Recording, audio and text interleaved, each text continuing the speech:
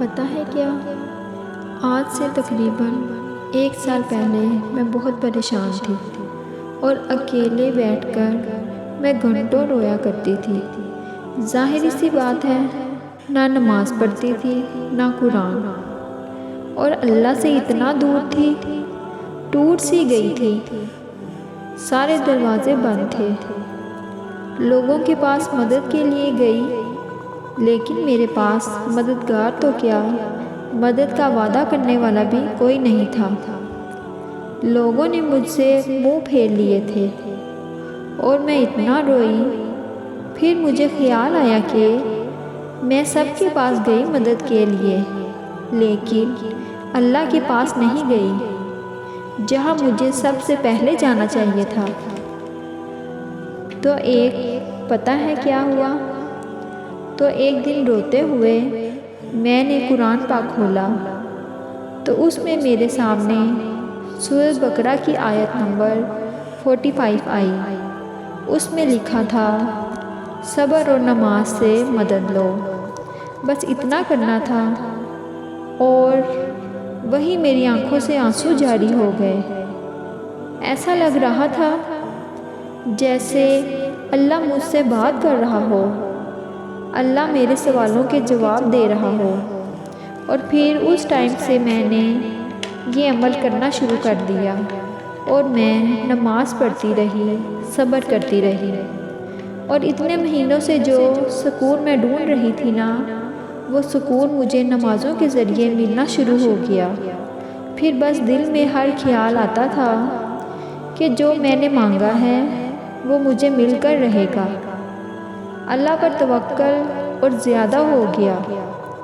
پھر ایک وقت آیا، شیطان میرے دل میں وسوسے ڈالنے لگا اور اتنا اندھیرا سا محسوس ہونے لگا، لیکن مجھے یقین تھا کہ اس اندھیرے سے ہی میرا رب مجھ کو نکالے گا۔ بے شک جس طرح ہر رات کے بعد اجالا ہوتا ہے، اور میں اسی یقین سے چلتی رہی کہ جو یونس علیہ السلام کو مچھلی کے پیٹ سے نکالنے پر قادر ہے، اور جو موسیٰ علیہ السلام کو سمندر میں سے بھی راستہ نکالنے پر قادر ہے، تو وہ کیا میرے لیے راستہ نہیں بنائے گا؟ بے شک وہ میرا بھی تو رب ہے۔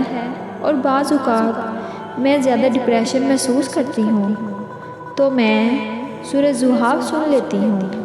بے شک سورہ ضحیٰ اللہ تعالیٰ نے جب ہی نازل کی تھی جب ہمارے پیارے نبی حضرت محمد صلی اللہ علیہ وسلم ڈپریشن میں تھے، تو یہ سن کر یقین کریں، ایسا لگتا ہے کہ دل کو سکون مل گیا ہو اور سارا ڈپریشن چلا گیا ہو۔ بے شک سورہ ضحیٰ میں اللہ فرماتا ہے، تمہارا پروردگار نہ تو تم کو چھوڑ دیا ہے اور نہ تم سے ناراض ہوا ہے، اور آخرت تمہارے لیے دنیا سے کہیں بہتر ہے، اور تمہارا پروردگار تمہیں عنقریب اتنا کچھ عطا فرمائے گا کہ تم خوش ہو جاؤ گے۔ اسی میں یقین کریں۔ 9 مہینے گزر گئے اور اللہ نے میری دعا سن لی۔ اب اگر سوچوں تو بہت ہنسی آتی ہے کہ میں کتنا پریشان تھی۔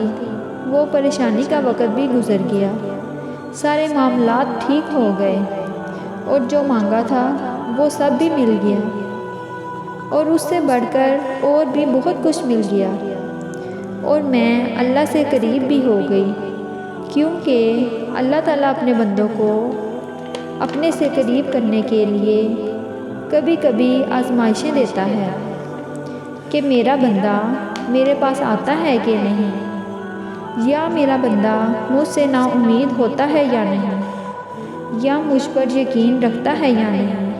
اور آپ اللہ سے جیسا گمان رکھو گے، اللہ پاک ویسا ہی آپ کے ساتھ ہوگا۔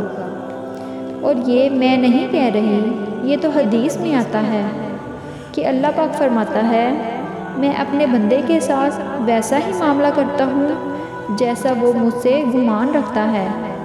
تو یہ ساری باتیں کہنے کا مطلب یہ ہے کہ آپ اللہ سے نا امید نہ ہوا کریں۔ اللہ آپ سے بہت محبت کرتا ہے۔ کبھی بھی اللہ سے نا امید ہو کر نمازیں پڑھنا تو نہ چھوڑیں۔ صرف وقتی پریشانی ہوتی ہے اللہ کوئی پریشانی یا آزمائشیں ہمیشہ کے لیے تو نہیں دیتا۔ اللہ بہت رحیم ہے، بس اللہ پر بھروسہ رکھیں اور اس پر کامل یقین رکھیں۔ اگر آپ کو میری بات سمجھ آئے تو اس پر عمل ضرور کریے گا اور دعاؤں میں یاد رکھیے گا۔ جزاک اللہ۔